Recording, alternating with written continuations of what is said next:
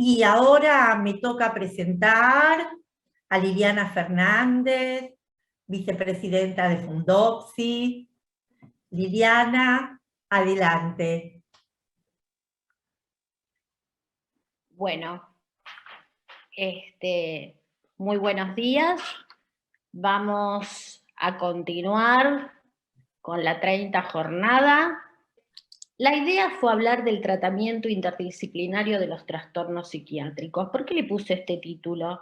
Porque vienen siendo 2 años realmente interdisciplinarios. Interdisciplinarios con los colegas de otras especialidades e interdisciplinarios con nosotros mismos. La siguiente. ¿Por qué digo interdisciplinario? Porque ha sido como una zambullida de los psi nuevamente en la medicina, no porque no estemos zambullidos habitualmente, sino porque diariamente hay desafíos que implican actualizarse, leer, estudiar. Hemos aprendido de epidemiología, hemos aprendido de otras especialidades, de emergentología, de, por supuesto, interacciones farmacológicas, y hemos modificado muchas de las cosas que vemos en nuestro consultorio. Modificado es todo el consultorio se ha modificado, ¿no?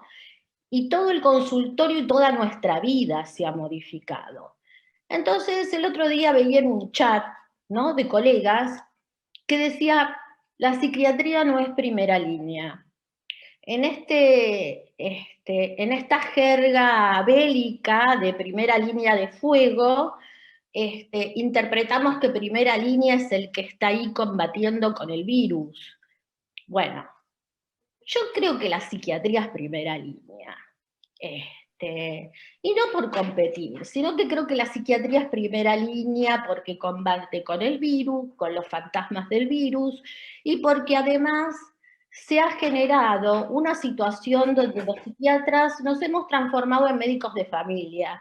Ya no somos solamente los terapeutas de nuestro paciente, sino que asistimos a una demanda permanente de lo que le pasa a un familiar, una pregunta, una conexión institucional, una situación que tiene que ver, por supuesto, con un valor muy importante que es la solidaridad y la colaboración, como para armar redes y como para poder de alguna manera dar un poco de asistencia que va más allá de la asistencia del encuadre del consultorio o del encuadre de la visita de la consulta online.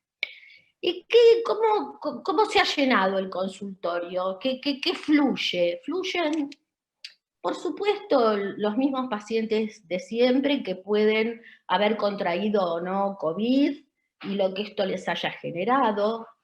Duelos, que no son solamente los duelos por las personas perdidas, sino que son los duelos que tienen que ver, como decía Miriam, con el trauma futuro, ¿no es cierto? Lo que perdí, quién voy a ser, cómo me voy a reinventar. Hoy más que nunca, muchos de nuestros pacientes, por diferentes motivos, porque ya la foto familiar no es la misma, porque ya su situación socioeconómica no es la misma, se tienen que pensar en una incertidumbre, en qué va a pasar, cómo van a ser, y a nosotros en muchos días no nos pasan cosas diferentes, ¿no?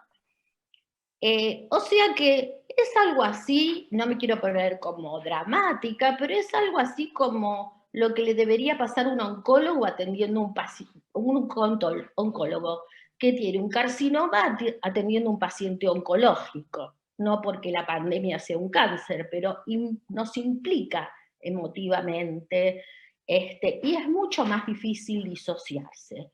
Y hay todo un trabajo de estarse disociando permanentemente de una misma, mucho más fuerte que en cualquier otra situación, por más experiencia que tengamos.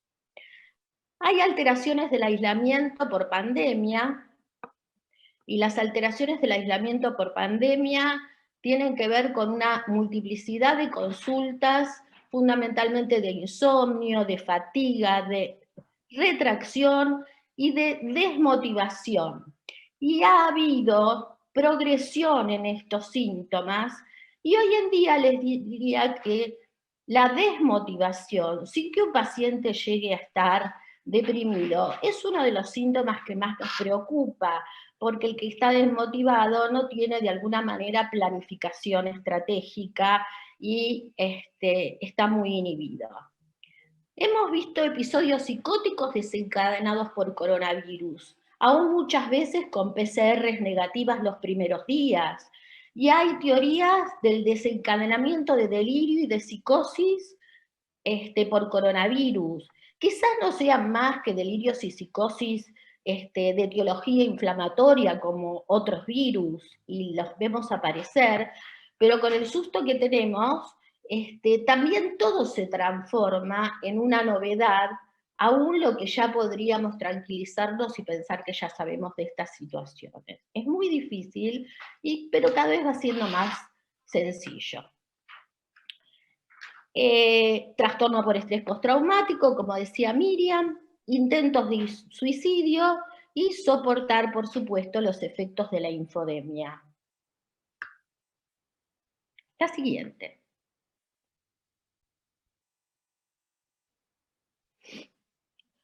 El año pasado hicimos un trabajo donde quisimos ver cuál era el efecto del tratamiento psicoterapéutico y psicofarmacológico de la pandemia en la casuística del equipo de Fundopsi. La siguiente. No les voy a contar porque ya se los contamos el año pasado, pero sí voy a tomar algo que me pareció interesante en función de algunas cosas que leí este año. Eran 218 pacientes. ¿Qué me interesa de estos 218 pacientes? Me interesan los pacientes que tenían diagnóstico en el eje 3, ¿no? Los pacientes que tenían diagnóstico en el eje 3 fueron un 45.2% de la muestra, o sea que tenían comorbilidades médicas. Y los pacientes, de estos pacientes, habían recibido un cambio farmacológico que el médico podía atribuir al fenómeno COVID. La siguiente. Al fenómeno COVID, o sea que lo que se hacía era referir si ese cambio tenía que ver con algo que había modificado el paciente por la pandemia, su ansiedad, su depresión, su duelo, su estrés postraumático. Y lo que no sabíamos en este momento es que esta muestra de nuestros pacientes, los que tienen diagnóstico en el eje 3 y los que modificaron sus fármacos últimamente, van a representar las muestras de mayor riesgo para contraer COVID-19. La siguiente. Hay, por suerte, empezaron a haber bastantes estudios en relación a esto que comentaba Miriam, de que los trastornos psiquiátricos empiezan a convertirse en un factor de riesgo independiente, ¿no es cierto? Y estos enfoques son distintos según las diferentes realidades de cada país y los estudios realizados en cada país. Por ejemplo, en Europa, los dinamarqueses hicieron un estudio donde atribuyen la mayor carga global a la comorbilidad somática, a las enfermedades cardiometabólicas, a la diabetes, al EPOC, y el mayor riesgo lo explican fundamentalmente por una mayor comorbilidad. Entonces dicen, en la modalidad de lo que podemos decir, por ejemplo, con la demencia, que el ajuste de la comorbilidad reduce notablemente el riesgo de la asociación. ¿Se entiende? Bajamos las comorbilidades, mejoramos el tratamiento, la eficacia del tratamiento.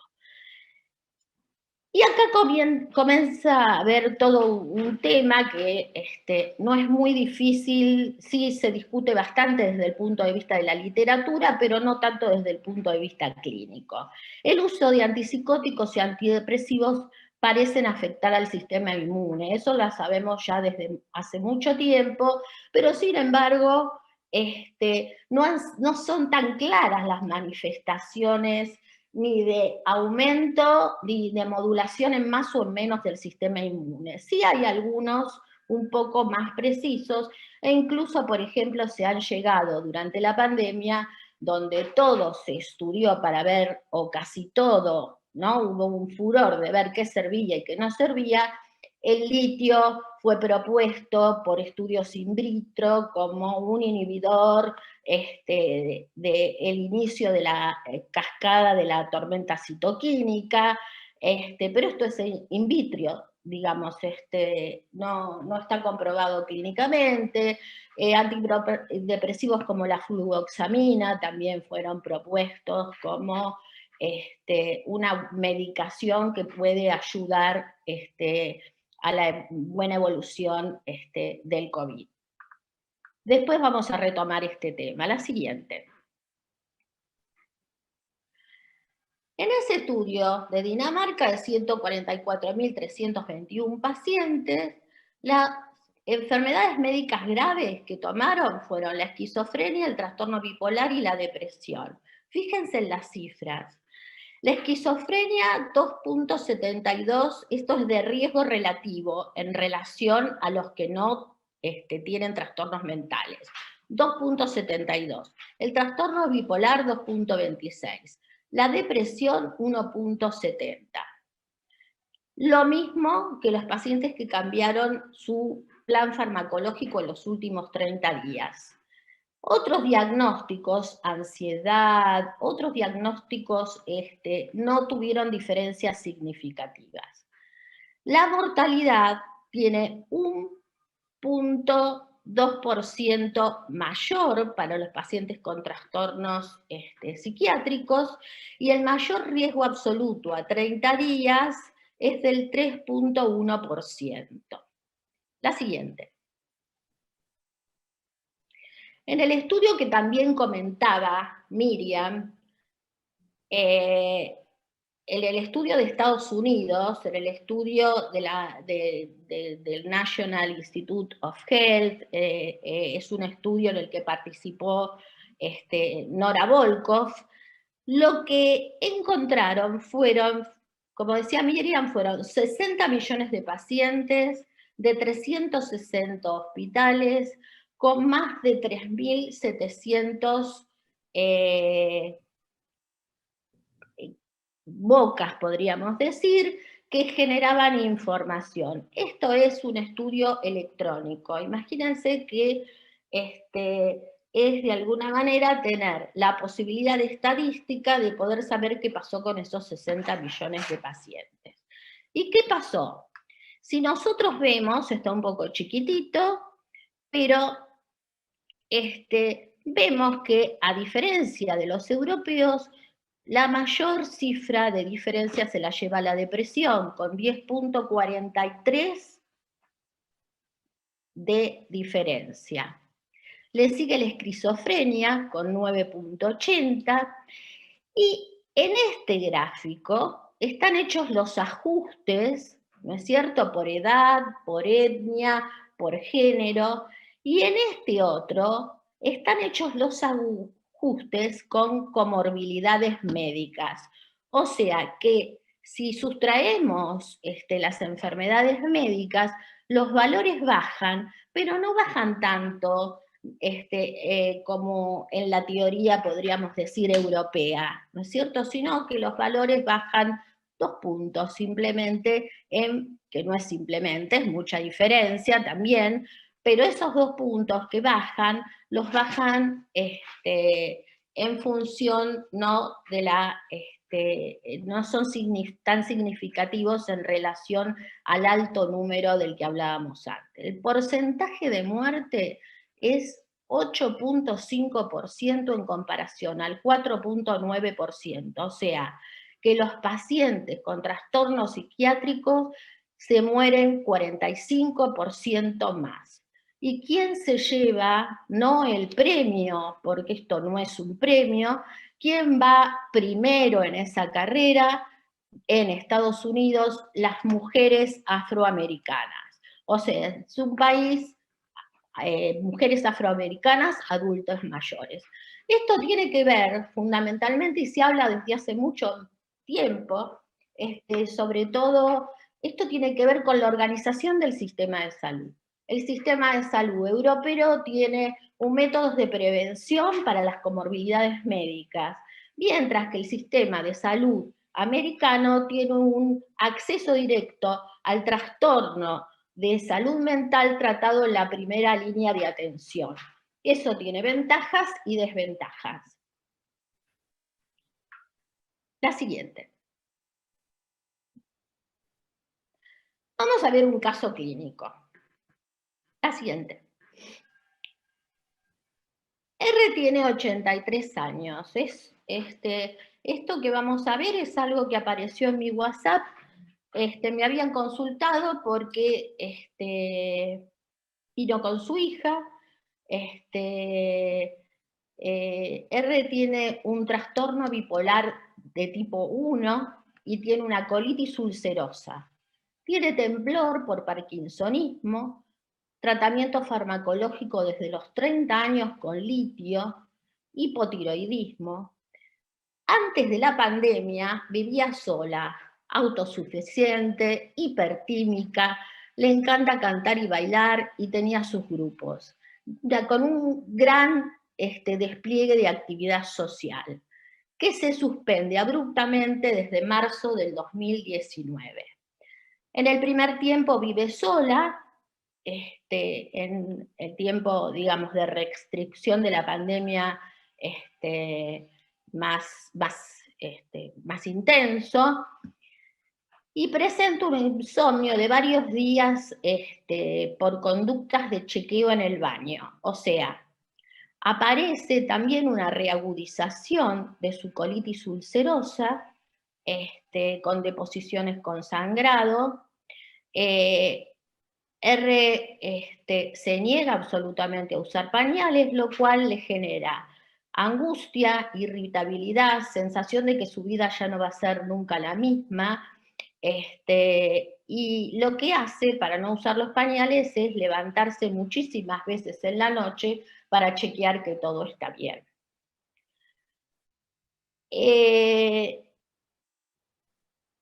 Llama por WhatsApp su hija. Vamos a pasar el video.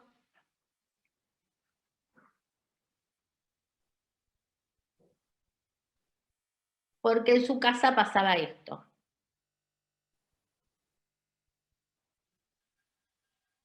No tenemos sonido del video con la presentación ahí. Ya lo estamos chequeando.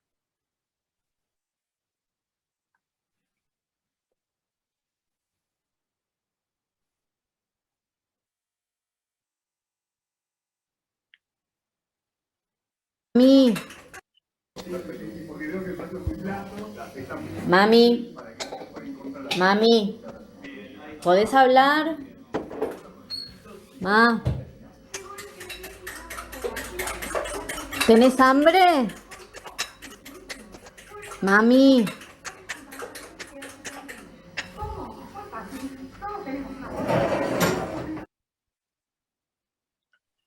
Ese día a la noche,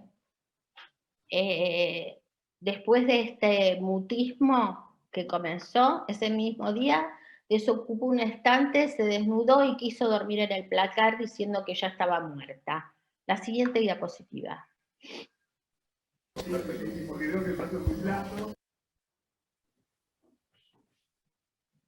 Podríamos decir que el desencadenamiento de este episodio en parte es por deprivación social, ¿no?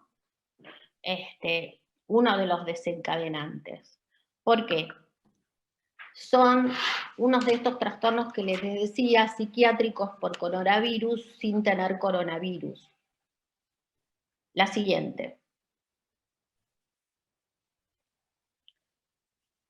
La deprivación social no es el aislamiento. El aislamiento es otro fenómeno. El aislamiento es un fenómeno donde hay un impedimento de la capacidad del sujeto para integrarse o para adoptarse con habilidades conductuales, cognitivas. Es una forma, constituye un fenotipo independiente, de alteración del cerebro social, que lo podemos ver en la depresión, en la esquizofrenia. Sin embargo, el motivo no fue el aislamiento, el motivo fue la deprivación social en principio. Perdió todo su contacto social, se reagudizó, no digo que sea por eso solamente, porque se reagudiza periódicamente su colitis ulcerosa, y de alguna manera, esta fue de alguna manera el inicio de su cuadro. La siguiente. Algunos factores que favorecen la recaída del trastorno bipolar en pandemia son que el curso del trastorno bipolar es sensible a factores que afectan el ritmo biológico, ¿no? La regulación del ritmo circadiano y social influyen en esta cuestión de los patrones del ritmo sueño-vigilia. ¿Y por qué influye tanto? Porque en la expresión del gen del reloj biológico hay una modificación en el trastorno bipolar, que hoy se va sabiendo que no tiene que ver tanto con las alteraciones del cortisol, sino que tiene más que ver con las alteraciones de la melatonina. Hay también una alta comorbilidad de abuso de sustancias, no es el caso de la paciente, hay aumento de consumo, abstinencia brusca y aumento de tasa de suicidios en el trastorno bipolar. Hay un acceso más reducido al tratamiento y hay, por supuesto, una mayor dificultad para cumplir con las medidas de distanciamiento. La siguiente. En el año 2007, con estos compañeros, tuvimos la suerte de sacar el primer premio en el póster de la AAP, y fue de una observación de la relación entre trastorno bipolar y enfermedad médica. La siguiente. ¿Por qué traigo esto? Porque una de las cosas que de alguna manera más motivó en ese momento, pensamos en el 2007, al jurado, además de la descripción de las comorbilidades, que se ajustaban en la muestra bastante al patrón habitual, era la relación entre el número de comorbilidades y la cantidad de número de episodios. O sea, mayor comorbilidad médica, mayor cantidad de número de episodios. Traje esto que fíjense que ya es bastante antiguo. La siguiente. ¿Cómo evolucionó? Tenía su episodio depresivo, su episodio de colitis ulcerosa, una anemia grave que llegó a 9 de hemoglobina, por el sangrado, se tuvo que internar como se internó todo el mundo, con sospecha de coronavirus, que finalmente resultó negativo. Y durante la internación, y esto ya está textual de la epicrisis, durante la internación presentó crisis convulsiva medicada con leviracetán, se efectuó punción lumbar y el líquido cefalorraquídeo sin hallazgos patológicos, se le incluyeron más corticoides, se la rotó a 20 miligramos de olanzapina, aumentó el parkinsonismo y la apatía, que mejoró con la disminución de la dosis de olanzapina. Después de esto comienza una mejoría progresiva y esa mejoría progresiva hace posible su externación a internación domiciliaria. Pero ¿qué pasó? Y acá venimos con algo muy teórico. ¿Por qué digo muy teórico? Porque la paciente estaba mejorando. Pero alguien el último día dijo, por sumatoria de drogas que alargan el QT, rotamos a aripiprazol 5 miligramos y le dieron el alta, cosa que pasó mucho en la pandemia, las altas apuradas, pero lo que uno no tiene que hacer ahí es hacer un cambio de medicación en ese momento. La siguiente. ¿Qué pasó? Realmente no resultó el aripiprazol en esta paciente. Estaba realmente muy maníaca, muy hiperactiva. Prácticamente la encontré, tuve que ir a domicilio, la encontré, estaba pegada al techo la paciente. Bueno, en la internación domiciliaria se hace un tratamiento de rehabilitación de kinesioterapia, se plantea acompañamiento terapéutico, y algo que nos resultó esperanzador es empezar con un tratamiento biológico para la colitis ulcerosa, para no tener que darle corticoides o tantos corticoides a una paciente con trastorno bipolar.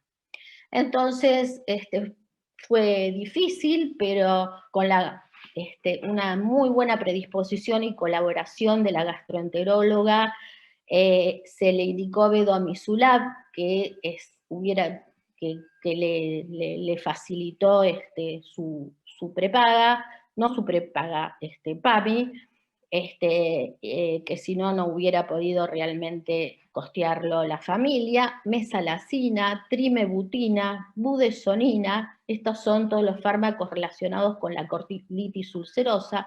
Cortimen, lamotrigina, 200 miligramos, olanzapina, 10 miligramos día, clonazepam, 2 miligramos día, y amitriptilina, 25 miligramos a la noche, con lo que durmió bastante bien por un tiempo. Vamos a escuchar el video. Siempre acompañada por María o por Laura. Escúchame, pero el ánimo, ¿cómo está? No, de ánimo estoy mejor, salvo cuando me siento mal, bueno, ahí me decae el ánimo. Bueno, ¿y qué estás haciendo con la acompañante terapéutica? Contame, ¿qué Ahora, como no está el CPU, aunque esa que no sé si es una notebook, cumple las funciones de que anda el monitor, entramos en Google, después ponemos Estela Raval y la canción de Estela Raval. Y escúchame, ¿estás bailando ahora? Sí. Que vos estabas tan triste que no podías bailar. No. El otro día me acordé, ay, Antonella, yo bailaba, pero no con Elvis, con Bill Haley. Salió Bill Haley y yo me puse a bailar el twist y me puse a bailar el rock con Antonella. Mirá qué buena. Sí, después sí, así, después están los plateros de Only You, que también yo lo bailaba lento, me puse a bailar lento con Antonella. Y el día que agarré a María es tan pesada que no pude terminar de bailar. ¿No era cierto, María? Le faltaba cancha, María, Sí, ¿no? No tiene la cancha María. que tenés vos. Aunque tuvo su filo, María. Pero fue antes de la pandemia. Con la pandemia desapareció el filito. Bueno, gracias, Rosita. Te lo merece, gracias a usted. Bueno, esto que parece un happy end, olvídenlo, el happy end, porque viene la tormenta nuevamente de citoquinas. Comenzó de nuevo la reagudización del colon y, de la enfermedad de Crohn, la colitis ulcerosa.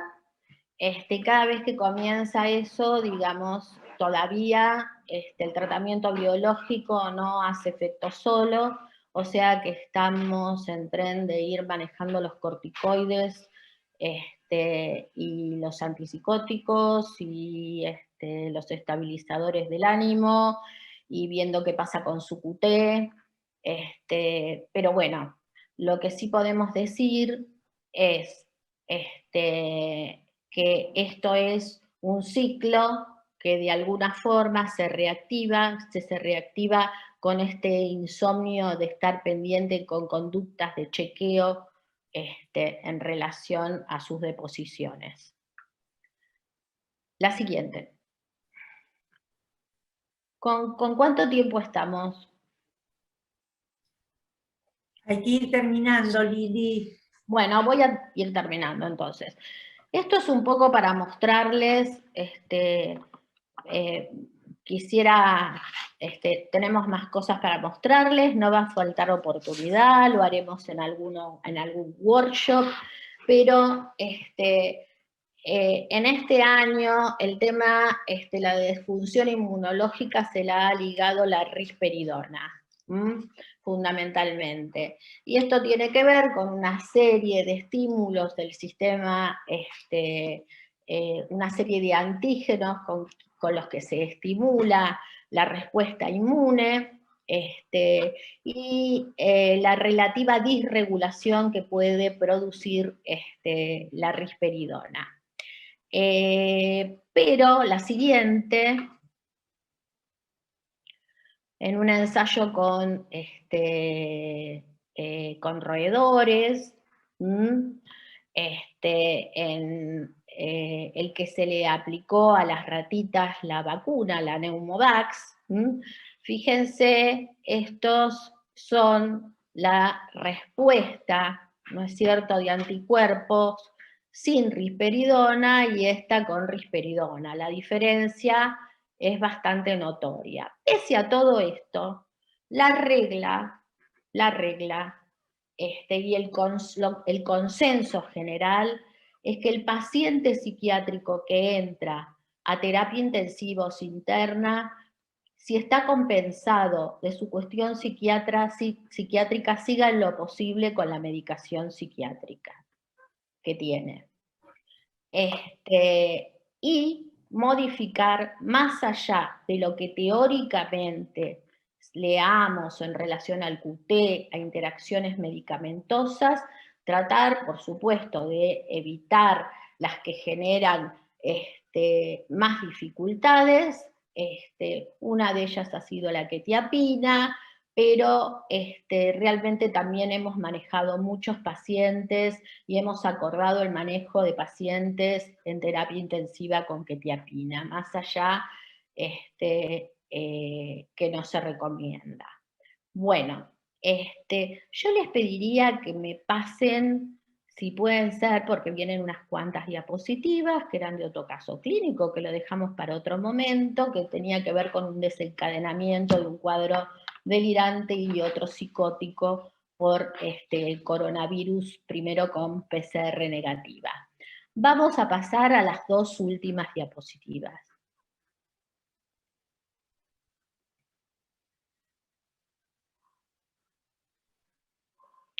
¿A qué vino el coronavirus? A muchas cosas, pero entre otras cosas, vino a terminar con el error de Descartes.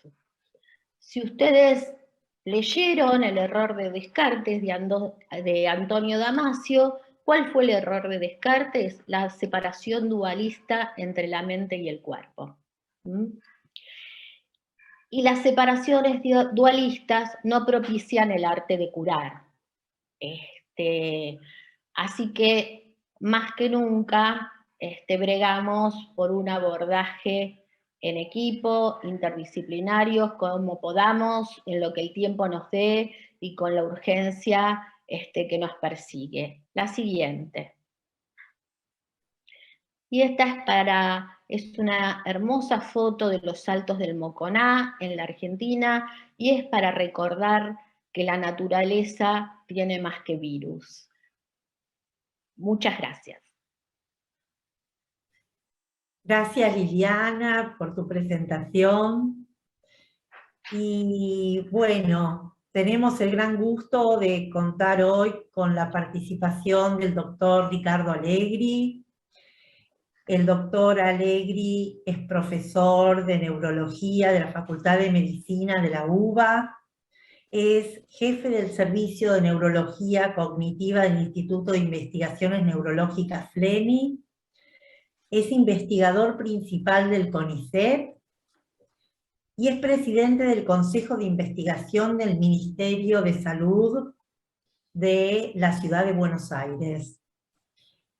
Ricardo, muchas gracias por participar, te escuchamos. Bueno, muchas gracias por la invitación a Miriam y a Liliana, la verdad que es un placer estar acá con ustedes. Yo voy a desarrollar las complicaciones cognitivas en el contexto del COVID y digamos, la